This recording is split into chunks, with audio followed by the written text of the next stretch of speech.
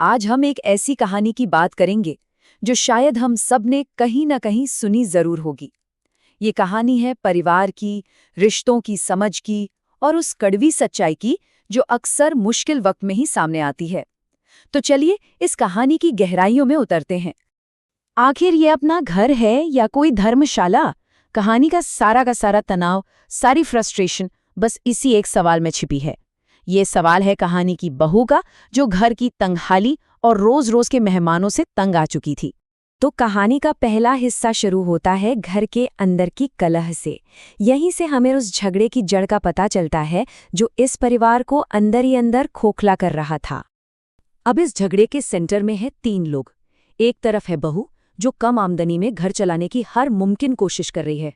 दूसरी तरफ है सास, जिसे लगता है कि उसकी बहू बहुत कंजूस है और किसी की सेवा नहीं करना चाहती। और इन दोनों के बीच में फंसा है पति, जो किसी भी बहस से बचने के लिए अक्सर चुप ही रहता है। ये जो नंबर है ना 20, यही है सारी फसाद की जड़। महीने में 20 दिन, जी हाँ आपने सही सुना, महीने के 20 दिन उस घर में मेहमानों की भीड़ लगी रहती थी। अब अंदाजा लगाइए, एक लिमिटेड इनकम वाले परिवार पर इसका कितना बड़ा बोझ पड़ता होगा। और जब भी बहू इस परेशानी के बारे में कुछ कहती तो सास का एक ही जवाब होता था। उसके लिए मेहमान नवाजी और रिश्तेदारों की सेवा ही सब कुछ था, चाहे घर के हालात कैसे भी हों। वो बहू की प्रैक्टिकल सोच को समझ ही नहीं पा रही थी। और पति, उसका तो एक ही काम था, चुप रहना और वहां से हट जाना। उसे लगता था कि चुप रहने से झगड़ा टल जाएगा, पर असल में उसकी ये चुप्पी सास और बहू के बीच के तनाव को और ज्यादा बढ़ा रही थी। तो अब आता है कहानी का दूसरा पड़ाव, रिश्तेदारों की असलियत। यहाँ से कहानी में एक ऐसा मोड़ आता है जो सबकी आंखें खोलकर रख देता है। हुआ ये कि सास की तबीयत अचानक बहुत ज्यादा बिगड़ गई। वो गंभीर रूप से बीमार पड़ गई और इलाज के लिए पैसों की जरूरत आन पड़ी। ऐसे पैसे जो उस परिवार के पास थे ही नहीं। और फिर जो हुआ वो सच में हैरान करने वाला था। जो रिश्तेदार अच्छे दिनों में घर को धर्मशाला बनाए हुए थे, वो माँ के बीमार पड़ते ही ऐसे गायब हुए जैसे कभी थे ही नहीं। एक भी इंसान मिलने तक नहीं आया।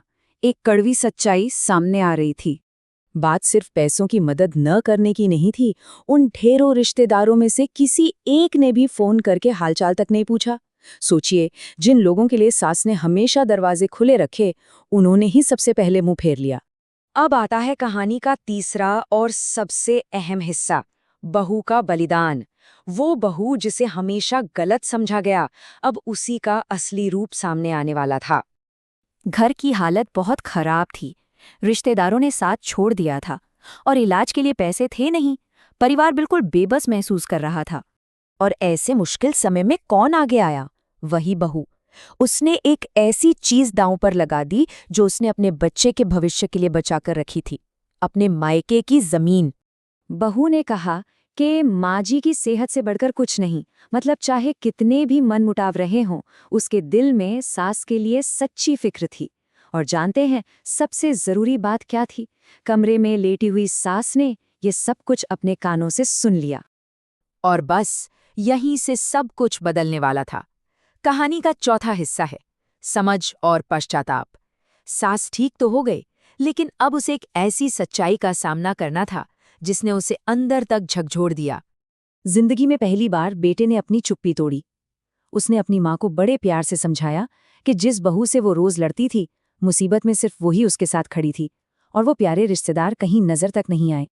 ये वो पल था जब सास को अपनी गलती का एहसास हुआ। उसे समझ आया कि वो अपनी बहू के प्यार को, उसकी फिक्र को कभी देख ही नहीं पाई। उसे अपनी बहू की बचत कंजूसी लगती रही, जबकि वो तो घर को ही संभाल रही थी। इसके बाद सास पूरी तरह बदल गई। उसने न सिर्फ अपनी गलती मानी, बल्कि ये भी माना कि उसकी बहू घर चलाने में कितनी माहिर है। और उसने कसम खाई कि आज के बाद घर बहू की सलाह से ही चलेगा। तो इस पूरी कहानी का सार क्या है? मतलब हमें इससे क्या सीखने को मिलता है? चलिए देखते हैं। यहाँ एक और बात समझने वाली है, पति की चुप्पी। देखिए, वो चुप इसलिए नहीं था कि उसे परवाह नहीं थी। उसकी एक अपनी, कह सकते हैं एक उलझी हुई स्ट्रैटेजी थी। उसे लगता था कि अगर वो पत्नी का साथ देगा तो माँ नाराज, और माँ का साथ देगा तो पत्नी दुखी। तो उसे लगा कि चुप रहना ही झगड़े को बढ़ने से रोकने का तरीका है। हाँ, ये तरीका शायद सही नहीं था, पर उसकी नीयत घर में शांति बनाए रखने की ही थी। और आखिर में उस घर में सब ठीक हो गया। सारी गलतफहमियां दूर हो गईं। जहां पहले झगड़े होते थे, अब वहां प्यार और सम्मान था। परिवार को यह समझ आ गया था कि असली अपने वो नहीं जो भीड़ लगाते हैं, बल्कि वो हैं जो मुश्किल में साथ निभाते हैं। तो ये कहानी हमें एक बहुत बड़े सवाल के साथ छोड़ जाती है। हमारे जीवन में भी कौन अपना है और कौन पराया, इसकी असली परीक्षा अक्सर मुश्किल घड़ी में ही होती है। इस पर सोचिएगा जरूर।